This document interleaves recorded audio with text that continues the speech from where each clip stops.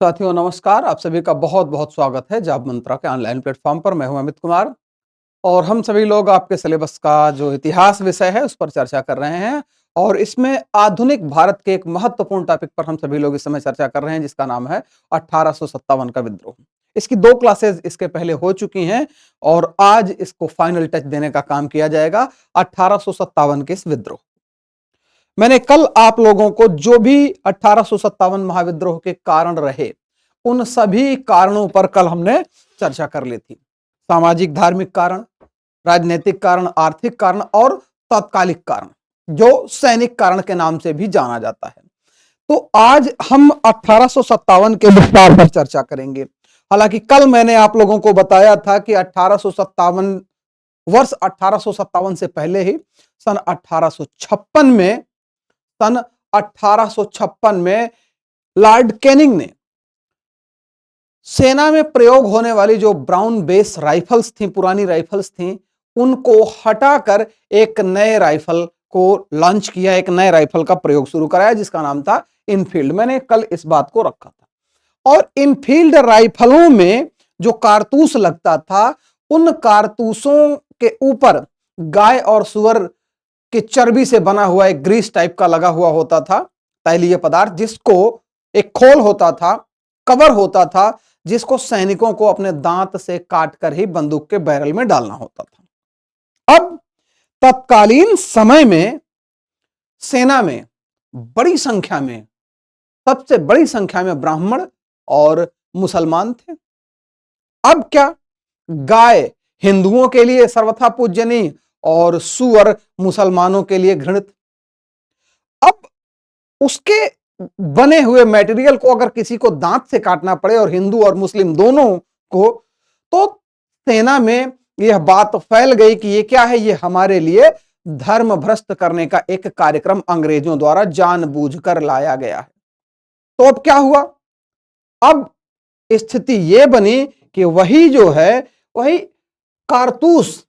कारतूसों का जो प्रयोग था, चर्बी वाले कारतूसों का जो प्रयोग था, वही तात्कालिक कारण बन गया। क्या बन गया? वही तात्कालिक कारण बन गया। तो यहां पर हम लिखेंगे 1857 का विस्तार। ठीक, महाविद्रोह का विस्तार यहां पर लिखेंगे। ठीक है, विद्रोह का विस्तार, विद्रोह का विस्तार। और विद्रोह का विस्तार कैसे हुआ, इस पर हम सभी लोग चर्चा करेंगे। हालांकि कुछ लोग ये बातें मानते हैं कि ये बात बिल्कुल पहले से तय थी और आंदोलन होना था, कमल का फूल और रोटी इसका निशान था। ये बातें भ्रामक है, कहीं से भी बहुत ज्यादा इसके तथ्य अभी तक स्पष्ट नहीं हो सके हैं, तो उन बातों को हम लोग भ्रामक श्रेणी में रखते हैं। चलिए, तो विद्रोह की शुरुआत कैसे हुई, विद्रोह का विस्तार कैसे हुआ, इस पर हम लोग अभी चर्चा करेंगे। देखिए, बात यह है कि 1856 में लॉर्ड कैनिंग ने, एक बार फिर लिख रहा हूं मैं, लॉर्ड कैनिंग ने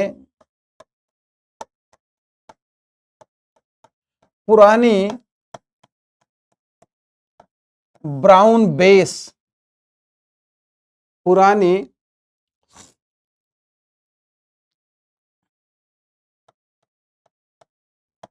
ब्राउन बेस राइफलों के स्थान पर, पुरानी ब्राउन बेस राइफलों के स्थान पर नई इनफील्ड राइफलों का प्रयोग शुरू किया। मैंने इस बात को लिखा था, इनफील्ड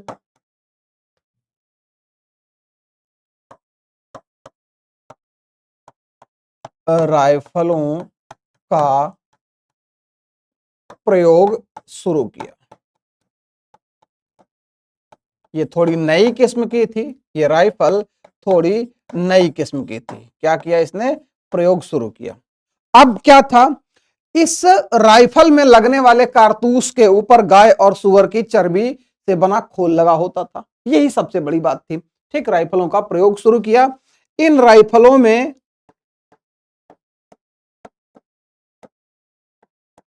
इन राइफलों में लगने वाले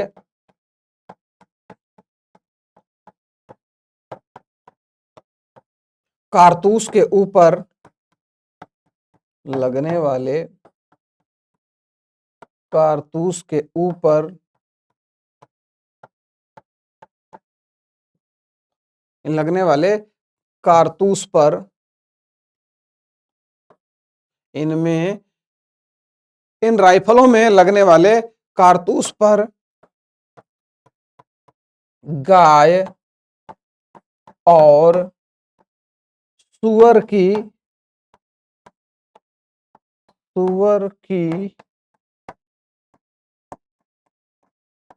चर्बी से बना खोल या कवर लगा होता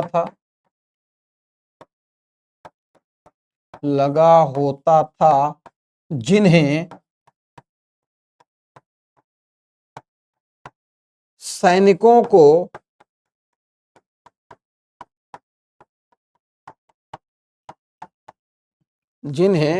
प्रयोग से पहले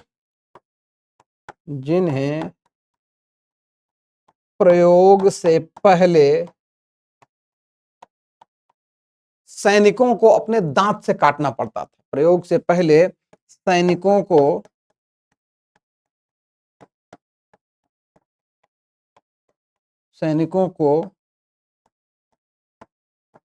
अपने दांत से काटना पड़ता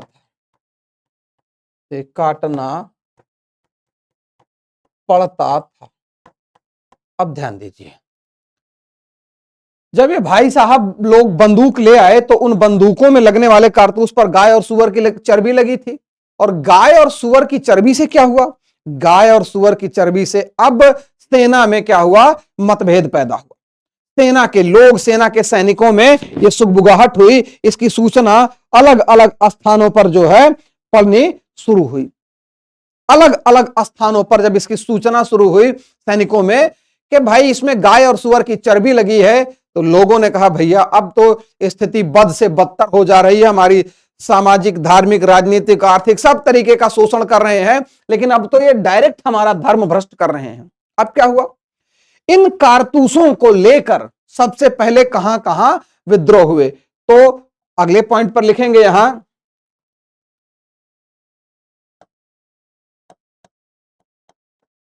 कारतूसों के प्रयोग को लेकर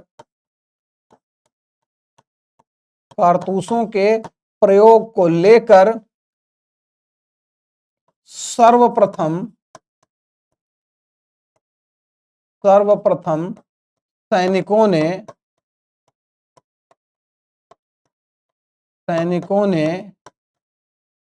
जनवरी 1857 में दमदम सैनिक अड्डा हुआ करता था। कहां का? दमदम जो है सैनिक अड्डा हुआ करता था कलकत्ता का। ठीक, तो कारतूसों के प्रयोग को लेकर सर्वप्रथम सैनिकों ने जनवरी 1857 में दमदम छावनी में विद्रोह किया। ये दमदम छावनी कहां? कलकत्ता में विद्रोह किया। सबसे पहले कहां विद्रोह हो रहा है? सबसे पहले विद्रोह हो रहा है दमदम सैनिक छावनी में। ठीक है, कहां पर? दमदम सैनिक छावनी में सबसे पहले क्या हुआ? विद्रोह हुआ। ठीक, यहां सबसे पहले दमदम छावनी में विद्रोह हुआ। अब क्या हुआ? दमदम छावनी में यह विद्रोह हुआ। कलकत्ता में एक खबर फैली सैनिकों में कि हमारा धर्म भ्रष्ट किया जा रहा है। हिंदू मुस्लिम सब आक्रोशित हुए। तो अब क्या हुआ? सैनिकों ने इसका क्या किया?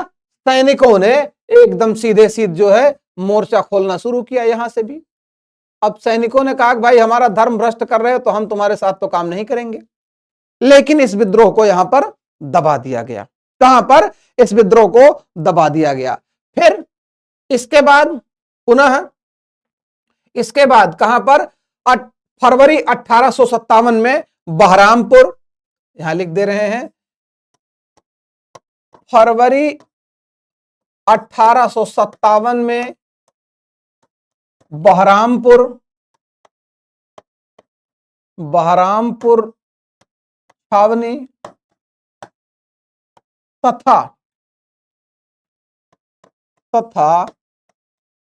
मार्च 1857 में कौन सी छावनी? बैरकपुर छावनी। ठीक है, मार्च 1857 में कहा?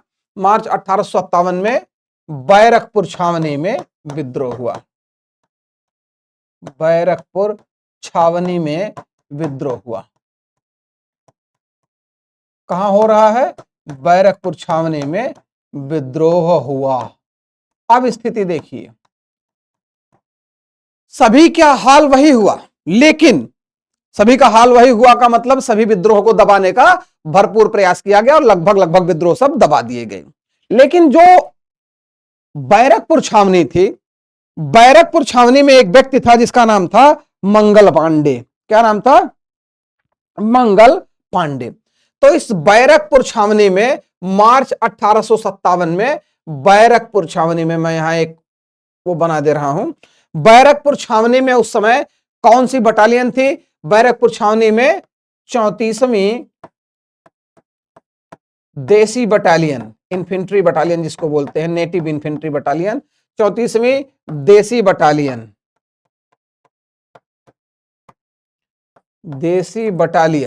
ठीक। बैरकपुर में तत्कालीन समय में कौन थी? 34वीं देसी बटालियन थी। 34वीं देसी बटालियन के सिपाही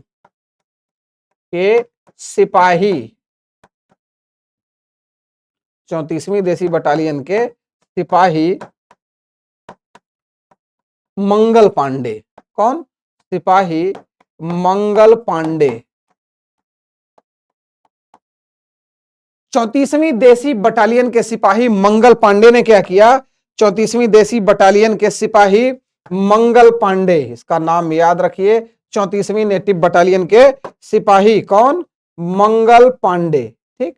के सिपाही मंगल पांडे ने क्या किया? मंगल पांडे ने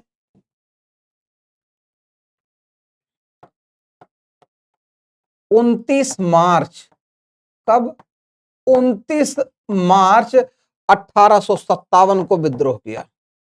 1857 को विद्रोह किया।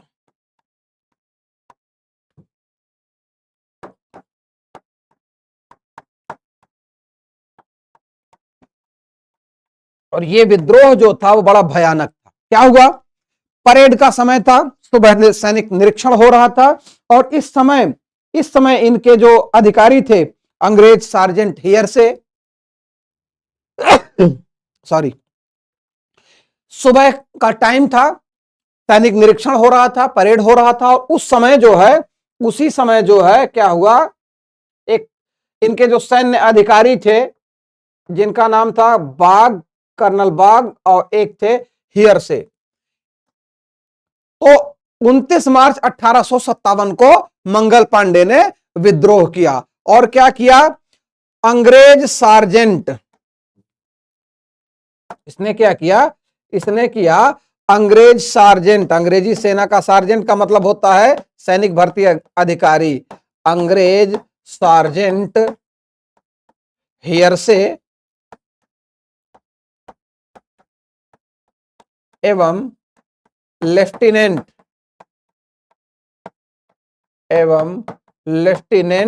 बाग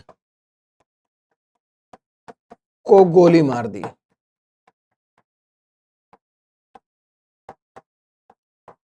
अब क्या था?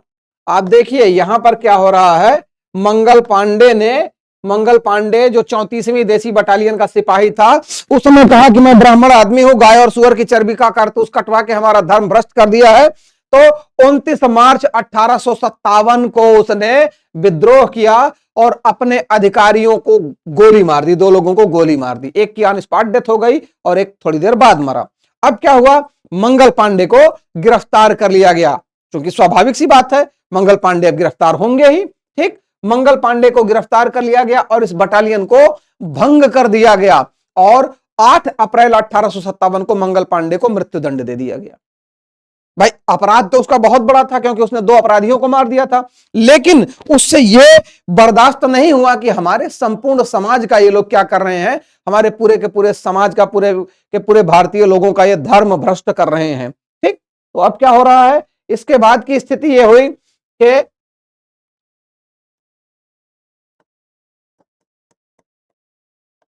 मंगल पांडे को गिरफ्तार कर लिया गया, मंगल पांडे को गिरफ्तार किया गया, कर लिया गया,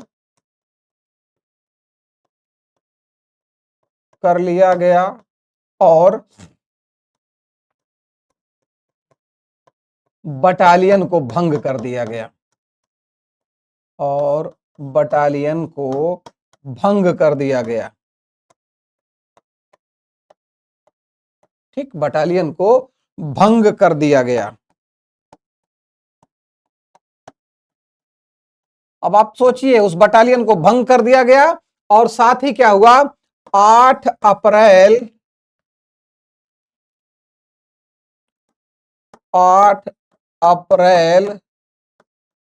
1857 को मंगल पांडे को फांसी दे दी गई। तो मंगल पांडे को फांसी दे दी गई, तो फांसी दे दी गई। अब ये खबर जो है, ये खबर बड़ी तेजी के साथ फैली क्योंकि बटालियन भंग कर दिया गया था और साथ ही साथ शायद ही इस पूरे अवध वाले क्षेत्र में कोई ऐसा परिवार रहा हो जहां लोग सैनिक न रहे हों। हालांकि ये मंगल पांडे बलिया के रहने वाले थे, मंगल पांडे बलिया के रहने वाले थे और इनका पुश्तैनी, इनका एक पुश्त पीछे की जब बात करेंगे तो इनके पुश्तैनी मकान वगैरह सब तत्काल वर्तमान जो फैजाबाद जनपद है, फैजाबाद नहीं अयोध्या जनपद है, उस अयोध्या जनपद में एक थाना है महाराजगंज और महाराजगंज में एक गांव है दुगवा रहीमपुर, वहां के पुश्तैनी निवासी इनके पिताजी वगैरह थे। ठीक, तो मंगल पांडे को गिरफ्तार कर लिया गया और बटालियन को भंग कर दिया गया। 8 अप्रैल 1857 को मंगल पांडे को फांसी दे दी गई। अब सैनिकों में आक्रोश बढ़ा क्योंकि जिन सैनिकों को बर्खास्त कर दिया गया था, बटालियन भंग कर दिया गया था, तो सैनिक आसपास दूर दराज के जो भी थे सभी में यह संदेश फैला। अब क्या था, अब आसपास के सभी सैनिक छावनियों में, आसपास के सभी सैनिक छावनियों में, सैनिक छावनियों में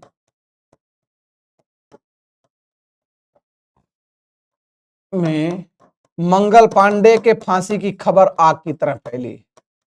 मंगल पांडे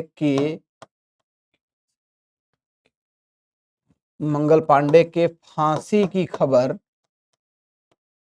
ये फांसी की खबर, फांसी की खबर आग की तरह फैली, आग की तरह फैली। और दूसरी तरफ जो कारतूस वाला मामला है, अब उस कारतूस वाले मामले से स्थिति अब रोज बिगड़ती जा रही थी, स्थितियां बिगड़ती जा रही थी, दिन प्रतिदिन बिगड़ती जा रही थी। अब क्या हुआ,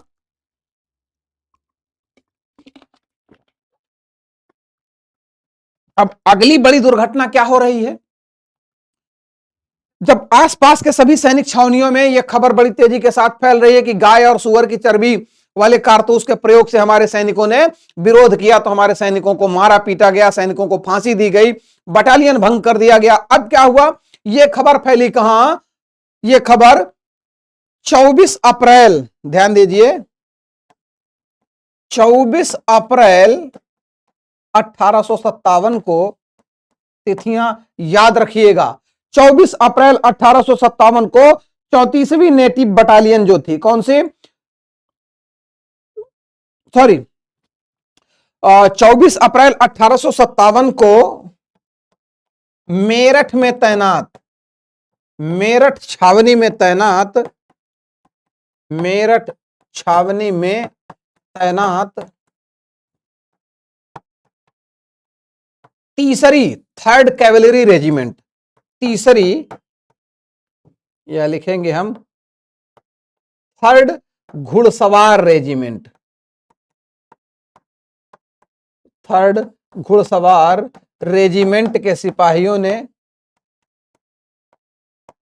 रेजिमेंट के 90 सिपाहियों ने, कितने, थर्ड घुड़सवार रेजिमेंट के 90 सिपाहियों ने विद्रोह किया, 90 सिपाहियों ने विद्रोह किया, 90 सिपाहियों ने क्या किया, विद्रोह किया।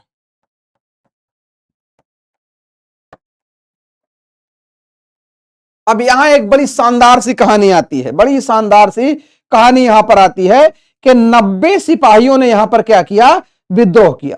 अब क्या हुआ, इन सभी सिपाहियों को पकड़ लिया गया, बंदी बना लिया गया, और इन सभी सिपाहियों को बंदी बनाने के बाद इनके ऊपर कोर्ट मार्शल की सजा सुनाई गई। इनमें से 5 लोग बरी हुए और 85 सैनिकों को कोर्ट मार्शल की सजा सुनाई गई। लेकिन यहां पर ये जो 85 सैनिक थे, ये इन्होंने अपराध नहीं किया था। ये जो 85 सैनिक थे, इन्होंने भाई अपने धर्म भ्रष्ट वाली बात को लेकर विरोध किया था। इस कारण ब्रिटिश सैन्य कमांडरों ने क्या किया, मेरठ छावनी के लोगों ने इनके खिलाफ बैठकर सैनिक अदालत लगाया और सैनिक अदालत में इन 85 लोगों को कोर्ट मार्शल की सजा सुनाई। अब क्या था, इन 85 सैनिकों को कोर्ट मार्शल की सजा हुई तो स्वाभाविक सी बात है, बर्खास्त हो गए।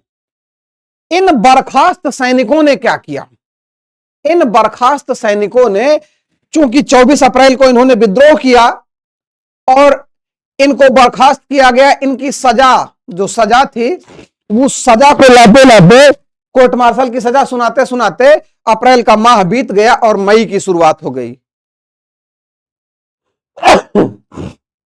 सॉरी, अप्रैल का समय जो है वो बीत गया और अब क्या हुआ, लगभग लगभग इसमें 10 दिन बीत गए, 24, 10, 12 दिन, 15 दिन बीत गए और ऐसी स्थिति में क्या हुआ, 90 सिपाहियों ने विद्रोह किया और इनमें क्या हुआ, इनमें से 85 को कोर्ट मार्शल की सजा हुई। क्या हुई, 85 को कोर्ट मार्शल की सजा हुई। सैन्य अदालत में कोर्ट मार्शल सबसे बड़ी सजा होती है, ठीक है, कोर्ट मार्शल की सजा हुई। तो कोर्ट मार्शल की जो सजा हुई, इस सजा में 85 लोगों को सजा दे दी गई। अब क्या हुआ, इन्हीं 85 सैनिकों ने विद्रोह का ताना बाना बुन दिया। इन्हीं 85 सैनिकों ने क्या किया, ताना बाना बुन दिया। ठीक, क्या किया, इन्हीं सैनिकों ने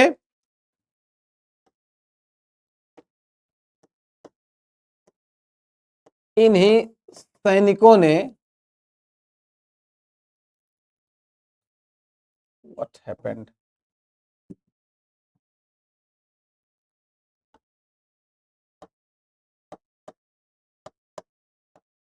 इन्हीं सैनिकों ने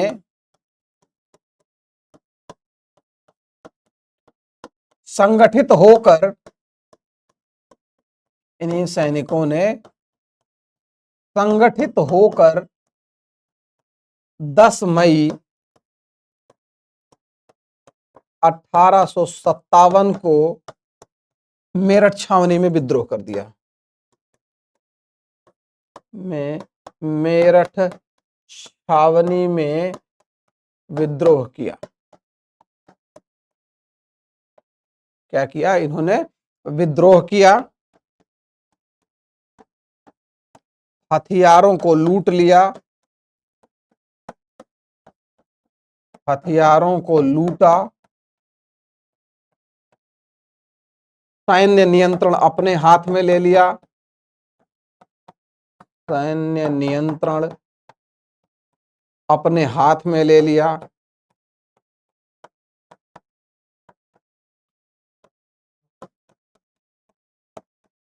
ठीक, सैन्य नियंत्रण इन्होंने क्या किया, अपने हाथ में ले लिया।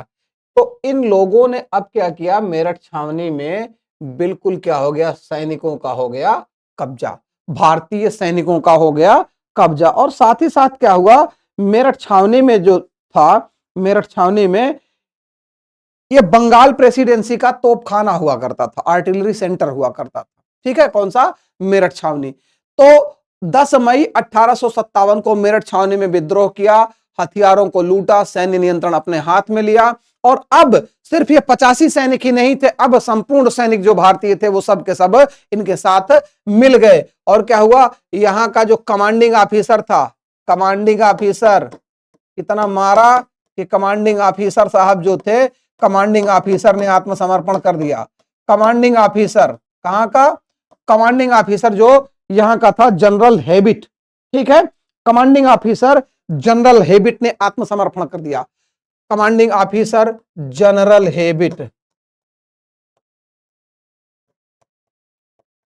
जनरल हेबिट ने आत्मसमर्पण कर दिया।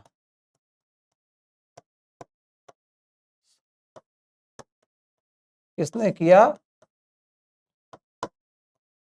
क्योंकि जानता था भाई जान प्राण सबको प्यारे होते हैं। अब इनके सर पे बंदूक रख दिया गया कि तुरंत आत्मसमर्पण करो वरना मार दिए जाओगे। तो क्या करेंगे हेबिट भाई, हेबिट ने आत्मसमर्पण कर दिया।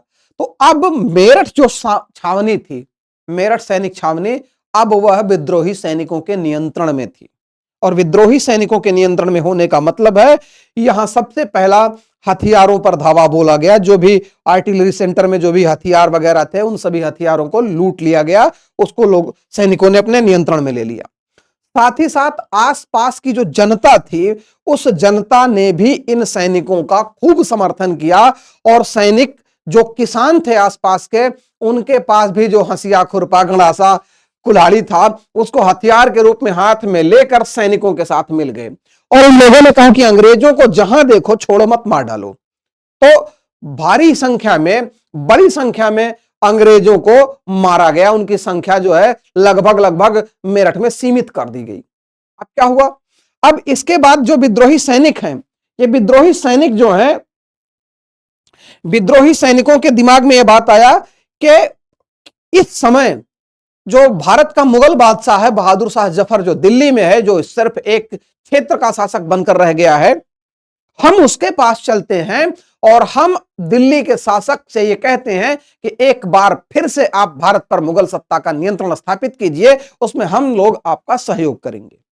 अब क्या हुआ, यहां पर इन सैनिकों का सहयोग देने के लिए बख्त खां, बरेली का बख्त खां, वह भी एक सैनिक कमांडर था, वो अपनी सेना के साथ, अपनी एक पूरी टीम के साथ जो है 10 मई की शाम तक जो है वह पहुंच गया। क्योंकि सुबह ये घटना, दुर्घटना सुबह के टाइम हुई और 10 मई की शाम तक, यहां नोट करेंगे, 10 मई 1857 के शाम तक,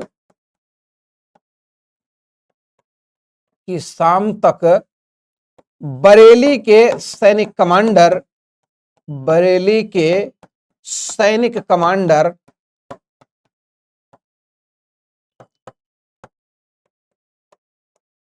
सैनिक कमांडर बख्त खां, कौन, बख्त खां अपनी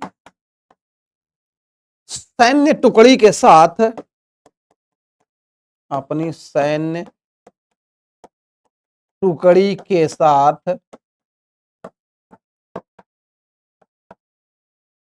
विद्रोही सैनिकों से मिल गए, विद्रोही सैनिकों से मिल गए, विद्रोही सैनिकों से मिल गए। अब क्या था, अब जो सैनिक जिनके पास कोई नेतृत्व करता नहीं था, बिल्कुल जहां मन कहे वहां लूटपाट करो, जहां मन कहे अंग्रेजों को देखो वहीं मारो, ऐसी स्थिति चल रही थी। तो ऐसे में जब बख्त खां पहुंच गया तो बख्त खां के हाथों में क्या आ गया, कमांडिंग आ गया, विद्रोही सैनिकों का वह नेता बन गया।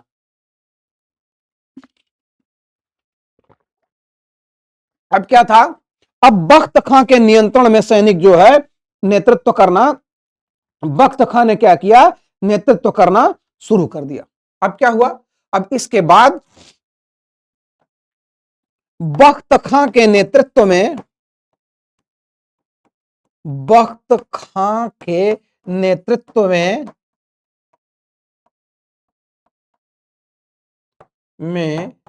विद्रोही सैनिक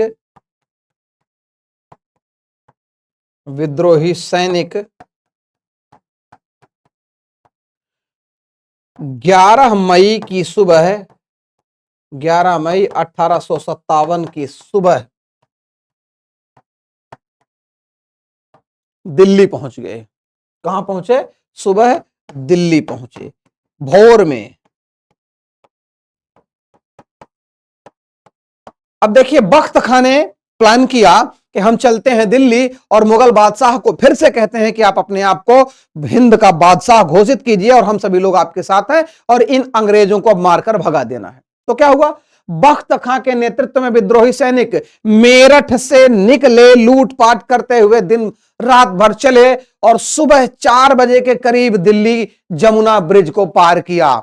बख्त खां के नेतृत्व में विद्रोही सैनिक 11 मई 1857 की सुबह दिल्ली पहुंचे। तब जब दिल्ली सुबह के समय, उस समय मई का जो समय होता है, सुबह में ही अच्छी थोड़ा सा ठंड रहता है तो लोग सोते हैं, जब सब लोग दिल्ली में सो रहे थे उसी समय ये सेना, विद्रोही सेना दिल्ली पहुंच गई। और दिल्ली पहुंचते ही इन्होंने सबसे पहला काम किया, सैन्य छावनी या जो भी बैरियर्स थे, जहां भी अंग्रेजों को सोया देखा या अंग्रेज सिपाही दिखे, मार डाला गया, उनको निपटा दिया गया। पूरी निर्ममता के साथ यह कहा इन लोगों ने कि किसी अंग्रेज को छोड़ना नहीं है, जो मिले मार डालो। भयंकर मारकाट हुई और अंग्रेज जो सोए थे वो सोए ही रह गए क्योंकि उठ नहीं पाए। सैनिक इतने क्रूरता के साथ, इतने गुस्से में थे कि किसी को बख्शा ही नहीं। तो अंग्रेजों की एक बड़ी संख्या वहां निपटा दी गई, मार दिया गया। अब क्या था, अब यहां पर ये लोग विद्रोही सैनिक जो है दिल्ली पहुंचे और फिर क्या हुआ, 12 मई को, ध्यान दीजिए, 12 मई को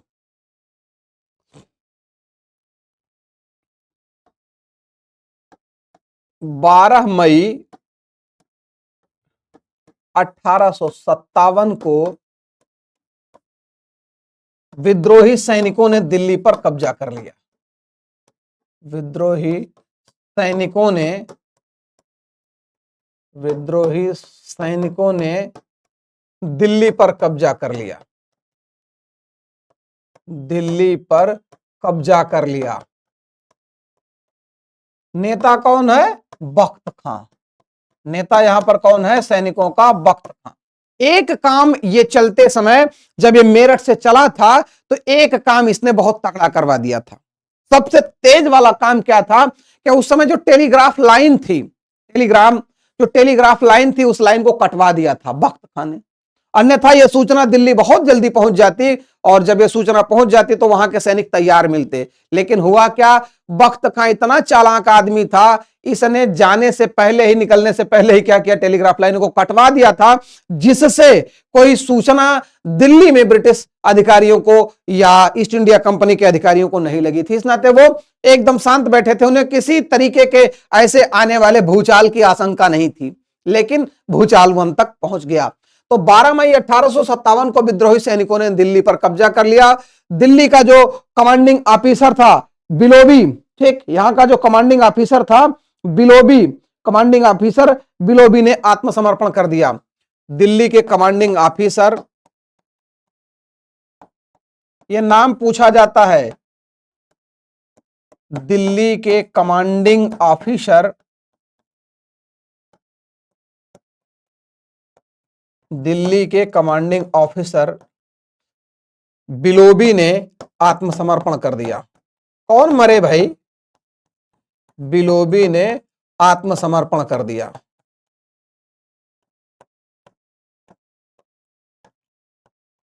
बिलोबी ने आत्मसमर्पण कर दिया। अब दिल्ली विद्रोही सैनिकों के नियंत्रण में है।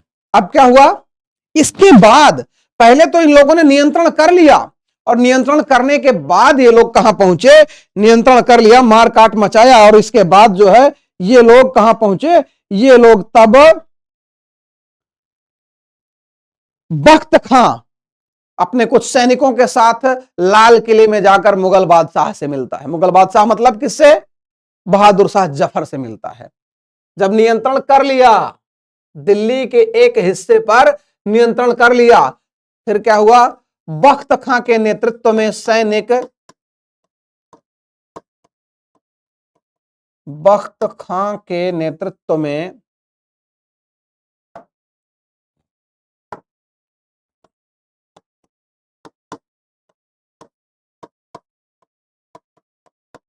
बख्त खां के नेतृत्व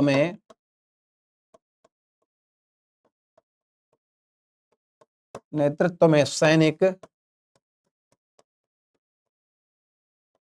मुगल सम्राट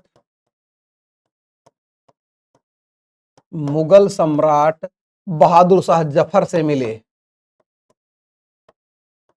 बहादुर शाह जफर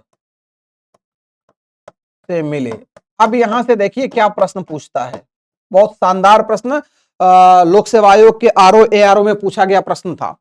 तो बख्त खां के नेतृत्व में सैनिक मुगल सम्राट बहादुर शाह जफर से मिले, और जब बहादुर शाह जफर से मिले तो बहादुर शाह जफर को विस्मय हुआ। उसने कहा, बिना किसी सूचना के आप लोगों ने ऐसा काम किया, हम क्या कर सकते हैं? तो बख्त खां ने कहा कि आप जो है इस विद्रोह का नेतृत्व संभालिए। तो मुगल बादशाह बहादुर शाह जफर ने कहा कि मेरे पास है ही का, न मेरे पास धन है, न मेरे पास संसाधन है, ना मेरे पास सैन्य शक्ति है। मैं तो बिल्कुल ब्रिटिश ईस्ट इंडिया कंपनी के नियंत्रण में हूं, मेरे पास कुछ भी नहीं है। मैं कर्ज क्या कर सकता हूं? मेरी उम्र भी इतनी अधिक है कि मैं कोई लड़ाई नहीं कर सकता। तो सैनिकों के समझाने पर और बहादुर शाह जफर की पत्नी ने कहा कि देखो, यदि आप संघर्ष करते हो और संघर्ष में मारे गए तो शहीद कहलाओगे, यदि आप अपना मुंह मोड़ लेते हैं इस आंदोलन में या इस विद्रोह में, आप शिरकत नहीं करते, इसमें नहीं मिलते हैं, इसमें अपना सहयोग नहीं देते हैं, तो आपकी आने वाली पीढ़ियां आपको इतिहास में दोषी मानेंगी, आपको गालियां दी जाएंगी। बहादुर शाह जफर ने कहा, चलो मरता क्या न करता। बहादुर शाह जफर ने इन लोगों के जो है नेतृत्व वाली बात को जो है इन लोगों ने मान लिया। बहादुर शाह जफर ने इनके नेतृत्व करने वाली बात को मान लिया। बख्त खां के नेतृत्व में सैनिक मुगल सम्राट बहादुर शाह जफर से मिले और विद्रोह का नेतृत्व संभालने का आग्रह किया, और विद्रोह का नेतृत्व संभालने का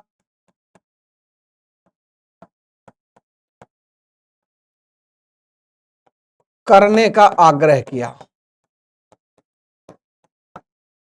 नेतृत्व करने का आग्रह किया।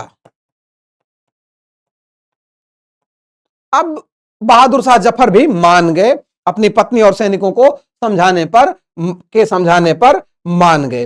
इन्हीं सैनिकों ने, आगे देखिए क्या हो रहा है, इन्हीं सैनिकों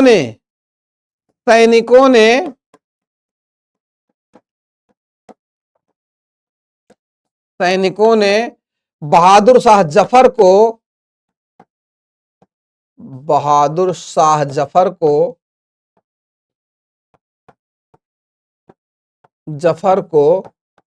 पुनः, क्योंकि इसके एक बार पहले तो अंग्रेजों ने समाप्त कर दिया था, पुनः भारत का मुगल सम्राट घोषित किया। पुनः भारत का मुगल सम्राट घोषित किया।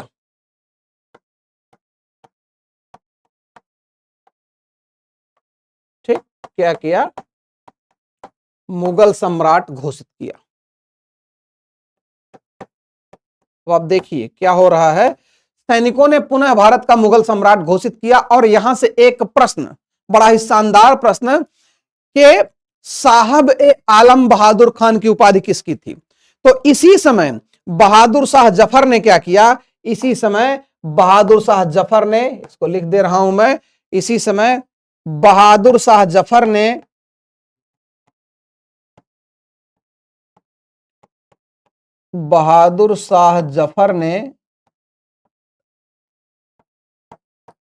बख्त खां को क्या किया? बहादुर शाह जफर ने बख्त खां को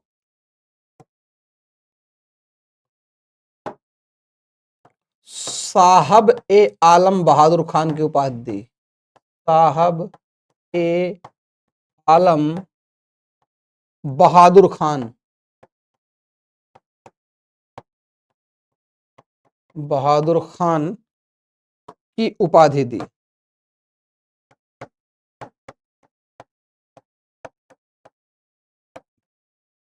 ये पॉइंट 2017 आरओ लोक सेवा आयोग में पूछा गया प्रश्न है कि बहादुर शाह या साहब ए आलम बहादुर खान की उपाधि किसकी थी? तो इसी समय जब सैनिकों ने या बख्त खां ने मुगल सम्राट को पुनः भारत का मुगल सम्राट घोषित किया और कहा कि भैया आप काम कीजिए, तो उसी समय बहादुर शाह जफर ने बख्त खां को क्या किया था? साहब ए आलम बहादुर खान की उपाधि दी थी। अब यहां क्या होता है? दिल्ली में नियंत्रण किसका है? सैनिकों का है। और सैनिकों के नियंत्रण के बाद की स्थिति यह होती है कि लगभग दिल्ली पर नियंत्रण करने के लिए हडसन, लॉरेंस और निकलसन को दिल्ली भेजा गया। ठीक है, दिल्ली में हडसन, निकलसन और लॉरेंस को दिल्ली पर कब्जा करने के लिए भेजा गया। ठीक, अब क्या हुआ? क्योंकि दिल्ली पर नियंत्रण के लिए मद्रास वगैरह से सैनिकों की सहायता ली गई, तो यहां क्या होगा? दिल्ली पर नियंत्रण करने के लिए, दिल्ली पर नियंत्रण करने के लिए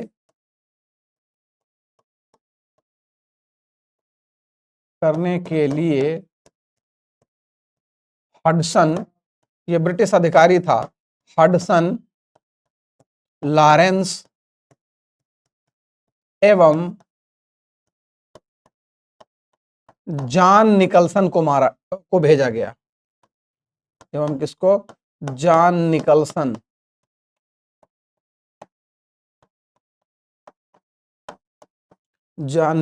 को भेजा गया। अब क्या हुआ? एक तरफ ब्रिटिश सेना के पास या ईस्ट इंडिया कंपनी की सेना के पास अत्याधुनिक हथियार हैं, उनके पास भोजन, रसद, सारी सामग्री है, लेकिन भारतीय जो सैनिक थे वास्तव में वो क्या थे? किसान थे। इनके पास जो भी हथियार मिला था, हंसिया, खुरपा, गड़ासा, कटारी, जो भी मिली लेकर चल दिए। कुछ सैनिकों ने जो बंदूकें लूटी थी वो बंदूकें थी। बहादुर शाह जफर के पास जो भी कुछ सैन्य सामग्री थी वो था, लेकिन धीरे धीरे वो सैन्य सामग्री समाप्त होने लगी। भोजन और रसद के लाले पड़ने लगे, भोजन और रसद इनके पास नहीं रह गया। तो दिल्ली पर अधिक दिनों तक ये नियंत्रण नहीं रख पाए। भूखे सैनिक कब तक लड़ते? फिर भी सितंबर, क्या हुआ?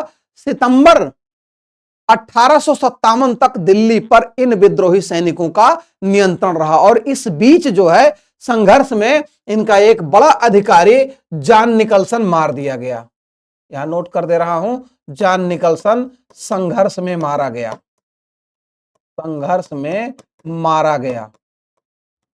इस बात को ध्यान रखिएगा, सितंबर 1857 के आसपास जॉन निकलसन मार दिया गया। और जब जॉन निकलसन मार दिया गया तो अंग्रेज से अधिकारियों का गुस्सा फूट पड़ा। उन्होंने कहा कि किसी भी तरीके से इनको अब समाप्त करो। तो स्थिति क्या हुई? अब सितंबर 1857 तक आते आते एक तो विद्रोही सैनिकों के पास सैन्य सामग्री, आयुध भंडार और इनका भोजन रसद सब समाप्त हो गया। इस कारण ये लड़ते कैसे? अब क्या हुआ? अब जो है सितंबर 1857 में दिल्ली पुनः अंग्रेजों के कब्जे में आ गई। यहां लिखेंगे सितंबर 1857 में, सितंबर 1857 में दिल्ली पुनः अंग्रेजों के नियंत्रण में आ गई, पुनः अंग्रेजों के नियंत्रण में आ गई, अंग्रेजों के नियंत्रण में आ गई, के नियंत्रण में आ गई।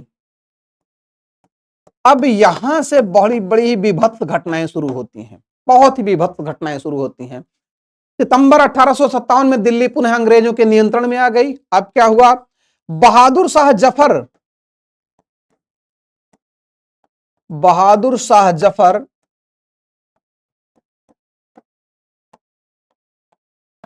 अपने परिवार के साथ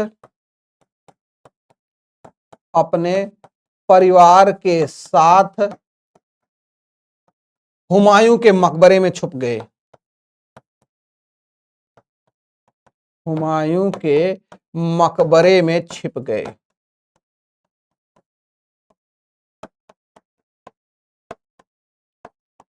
अब इनके साथ इतना बड़ा धोखा हुआ, हडसन ने इतना बड़ा धोखा किया जिसकी आप कल्पना नहीं कर सकते। क्या हुआ कि बहादुर शाह जफर अपने परिवार के साथ हुमायूं के मकबरे में छिप गए। जब इन्होंने देखा कि सारी की सारी चीजें जो हैं कुछ बची ही नहीं है, तो क्या किया जाएगा। अब नियंत्रण अंग्रेजों के हाथ में, और भारतीय सैनिक जो थे, विद्रोही सैनिक, वो इधर उधर जान बचाकर भाग रहे थे। तो बहादुर शाह जफर अपने परिवार के साथ हुमायूं के मकबरे में क्या हुआ, छिप गए। और जब हुमायूं के मकबरे में छिपे तो स्थिति क्या हो गई। हुमायूं के मकबरे में जब ये छिपे, हुमायूं के मकबरे में छिप गए, और इनका एक रिश्तेदार था, लालच में आकर उसने हडसन को उसकी जानकारी दे दी। हडसन ने यह घोषणा किया कि बहादुर शाह जफर, ये मुनादी करवाई कि बहादुर शाह जफर, आप जो है अपने परिवार के साथ आत्मसमर्पण कर दीजिए, हम आपके साथ कोई दुर्व्यवहार नहीं करेंगे, हम आपको सुल्तान, जैसे आप भारत के बादशाह हैं ऐसा ही आपको ट्रीट करेंगे। तो बहादुर शाह जफर ने कहा कि हमें इस पर कोई विश्वास नहीं है, लेकिन उनकी पत्नी जीनत महल जो थी, जीनत जी ने कहा कि देखो कुछ भी करो, ये कह रहे हैं तो आत्मसमर्पण कर दो। तो बहादुर शाह जफर ने परिवार के साथ आत्मसमर्पण किया, लेकिन यहां लिखेंगे हडसन ने धोखे से हडसन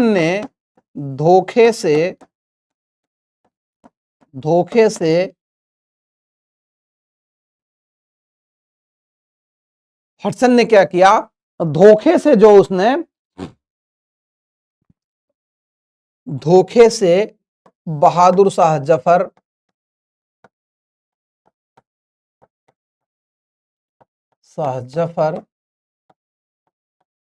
एवं उनके परिवार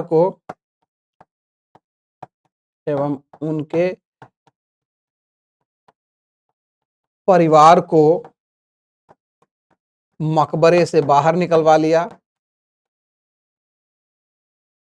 हडसन ने धोखे से बहादुर शाह जफर एवं उनके परिवार को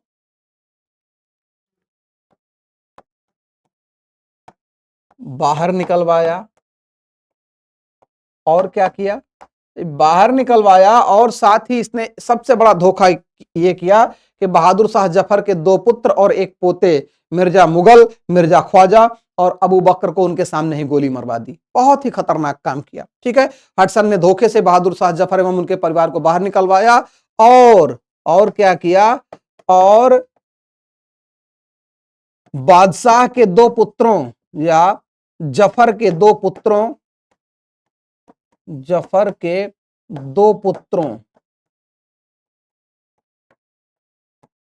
पुत्रों का नाम मैं यहां नोट कर दे रहा हूं, मिर्जा मुगल, और दूसरा कौन था, मिर्जा ख्वाजा। कौन था, मिर्जा ख्वाजा। मिर्जा मुगल एवं मिर्जा ख्वाजा एवं पोते अबू बकर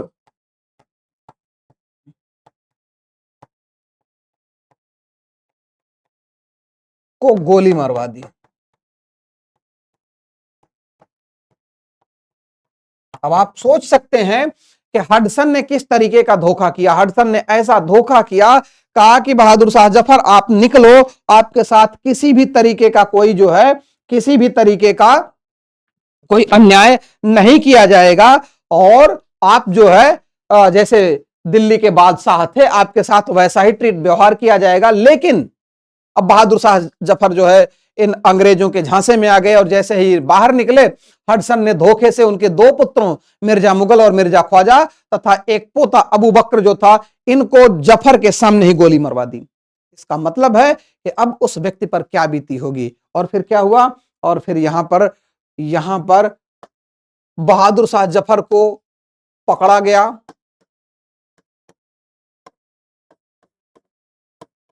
बहादुर शाह जफर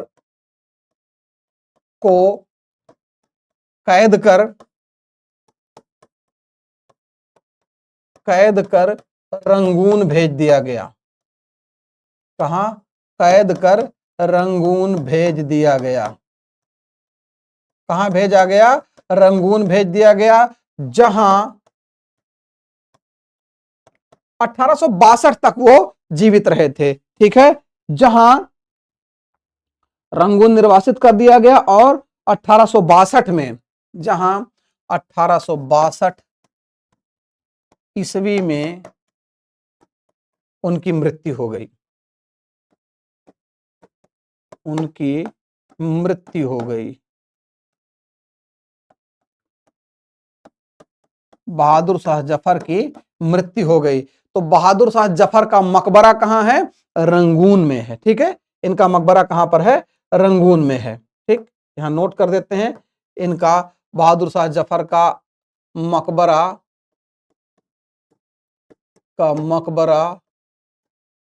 रंगून में है। ठीक, ये एक शायर थे, जफर उपनाम से एक कविता किया करते थे। तो मरने से पहले इन्होंने अपनी इच्छा जताई थी कि मेरा शव जो है वो भारत में इसका अंतिम संस्कार किया जाए, मेरी कब्र भारत में बननी चाहिए। लेकिन अंग्रेजों ने इस बात को पूरा नहीं किया, तो उन्होंने मरने से पहले एक कविता, एक शेर लिखा था कि कितना है बदनसीब जफर दफन के लिए, कितना है बदनसीब जफर दफन के लिए, 2 गज जमीन मिली कोए यार में। कोए यार का मतलब होता है मातृभूमि। तो वो बेचारे विवश थे, क्योंकि अंग्रेजों ने उन्हें रंगून में ही दफना दिया। और फिर क्या हुआ?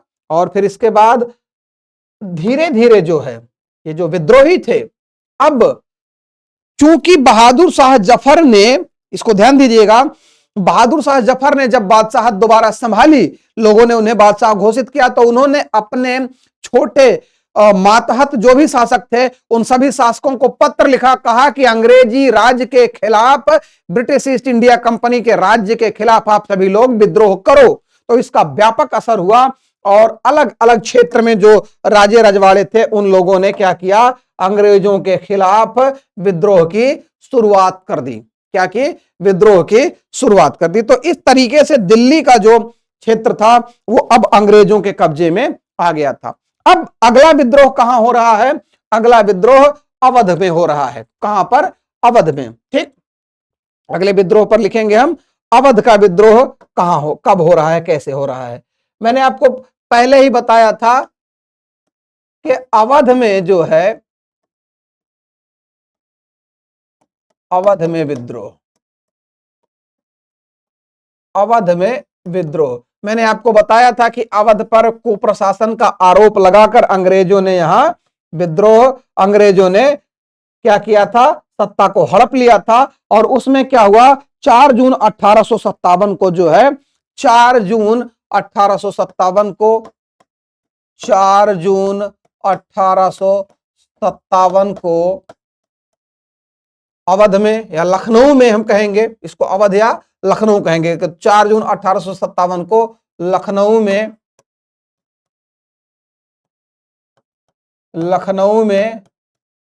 विद्रोह हुआ। में बेगम हजरत महल, कौन? बेगम हजरत महल ने विद्रोह किया। ये कौन थे? ये रानी थी नवाब वाजिद अली शाह की। ठीक, किसने किया विद्रोह? बेगम हजरत महल ने विद्रोह किया। किस डेट को? ये डेट आपको याद रखना है, 4 जून 1857 को। ठीक, 4 जून 1857 को। बेगम हजरत महल का के साथ कौन था? इनका पुत्र बिरजिस कादिर था। इनका पुत्र बिरजिस कादिर। ठीक, बिरजिस कादिर कौन था? बिरजिस कादिर कौन था? बेगम हजरत महल का पुत्र था ये बिरजिस कादिर। और यहां पर इनके प्रमुख सहयोगी कौन थे? इनके सहयोगी के रूप में कौन थे? इनके सहयोगी के रूप में तमाम लोगों का नाम आता है, लेकिन सबसे मुख्य सहयोगी के रूप में यहां पर मौलवी अहमदुल्ला साहब। कौन थे? मौलवी अहमदुल्ला साहब। ठीक, सहयोगी मौलवी अहमदुल्ला, ये कर्नाटक के रहने वाले थे, इन्होंने जिहाद का नारा दिया था। मौलवी अहमद उल्लाह।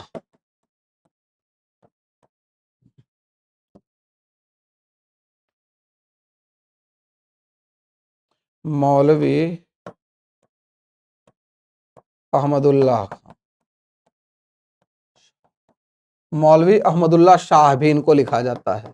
मौलवी अहमदुल्लाह शाह इनके सबसे प्रमुख सहयोगी थे। इनके ऊपर सरकार ने 50,000 का इनाम रखा था। कितना? सरकार ने 50,000 का इनाम रखा था। कहा इनको जिंदा मुर्दा जैसे भी पकड़ो, जिंदा पकड़ लो तो 50,000 का इनाम दिया जाएगा। सहयोगी कौन थे? मौलवी अहमदुल्लाह। ठीक, लखनऊ में बेगम हजरत महल ने विद्रोह किया और इनके साथ और कौन थे?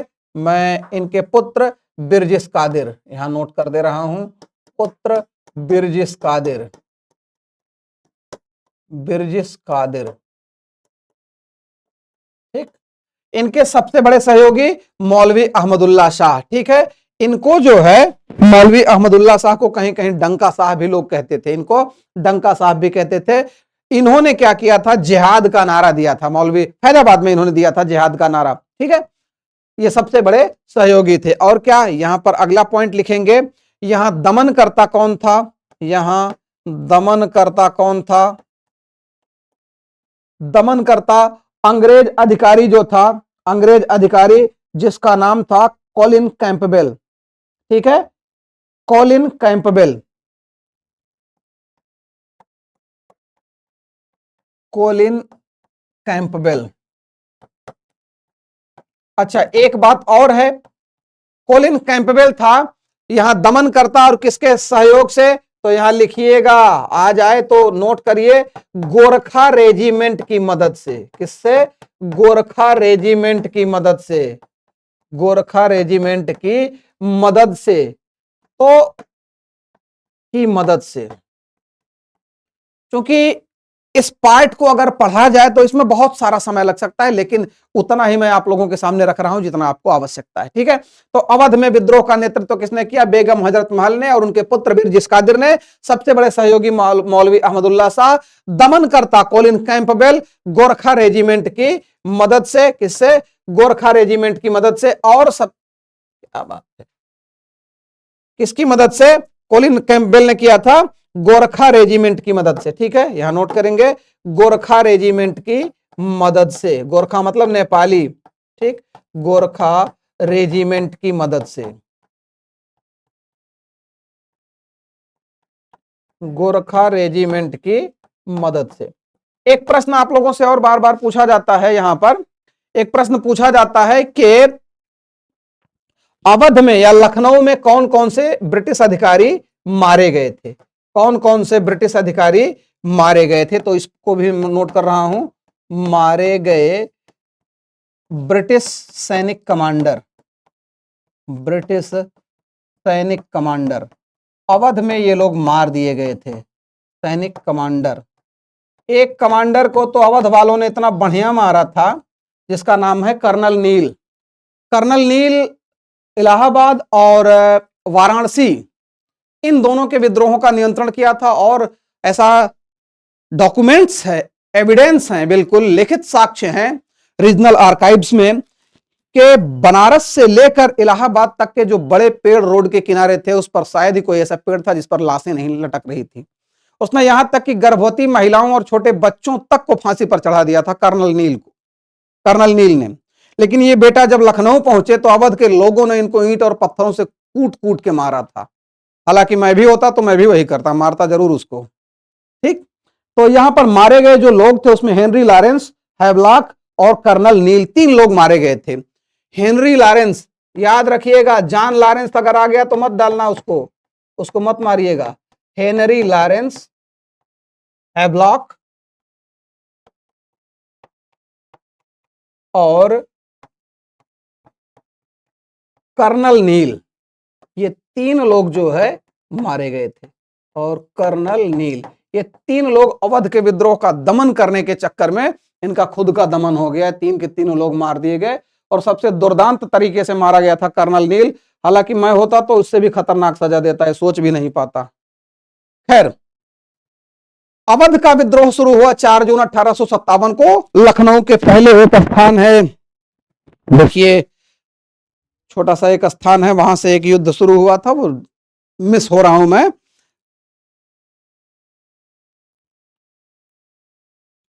मटियारी वाला जो जगह है उससे थोड़ा सा और पहले फैजाबाद रोड पर है वो स्थान, वहीं पर जो है चिन्हट, देखिए ध्यान आ गया, चिन्हट के युद्ध से शुरुआत हुई थी और फिर यहां पर 1857 का पूरा संघर्ष चला और मार्च 1858 में अंग्रेज यहां पर नियंत्रण कर पाए थे। ठीक है, दमनकर्ता कोलिन कैंपबेल गोरखा रेजिमेंट की मदद से, क्या है, मार्च 1858 में 1858 में बेगम हजरत महल अपने मातहत सिपाहियों के साथ, राणा बेनी माधव, जंग बहादुर और तमाम लोगों के साथ जो है चली गई नेपाल। नेपाल में इन्होंने शरण लिया राणा जंग बहादुर थापा के यहां। हालांकि जंग बहादुर थापा वो अंग्रेजों का बहुत मुख्य और सहयोगी व्यक्ति था, फिर भी उसने शरण दिया और इन्हें 500 रुपए पेंशन दी। मैं ये सारी बातें इस नाते बता रहा हूं कि मेरा रिसर्च टॉपिक ही भारतीय स्वतंत्रता संग्राम में जो अवध क्षेत्र की महिलाएं रही हैं उन पर है, तो इस पे बहुत सारी मेरे पास जानकारी, तमाम सारे एविडेंसेस हैं। इसमें 1858 में ये चली गई कहां, एक बहराइच के पास एक स्थान है बौंडी, और बौंडी के बाद फिर ये गई नेपाल। निरंजन माझी एक कप्तान था, वही इनको लेकर गया था। और फिर 1858 में जब ये वहां पहुंची तो इनके पुत्र बिरजिस कादिर और बेगम हजरत महल को राणा जंग बहादुर थापा ने शरण दिया, 500 रुपए महीने की पेंशन दी, जिससे इनके जीवन का निर्वाह हो सका। और आगे चलकर 1879 के आसपास जो है इनकी मृत्यु हुई। और बेगम हजरत महल का जो मकबरा है, एक पॉइंट मैं यहां पर नोट कर रहा हूं, फिर इसके बाद बेगम हजरत महल की मृत्यु नेपाल में हुई। यहां लिखेंगे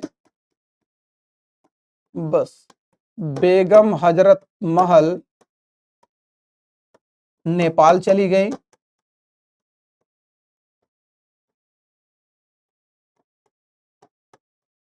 जहां पर इनकी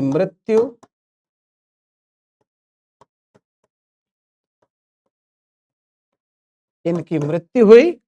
और इनका जो मकबरा है, इनका मकबरा काठमांडू नेपाल में है। इनका मकबरा कहां है, इनका मकबरा काठमांडू नेपाल में है।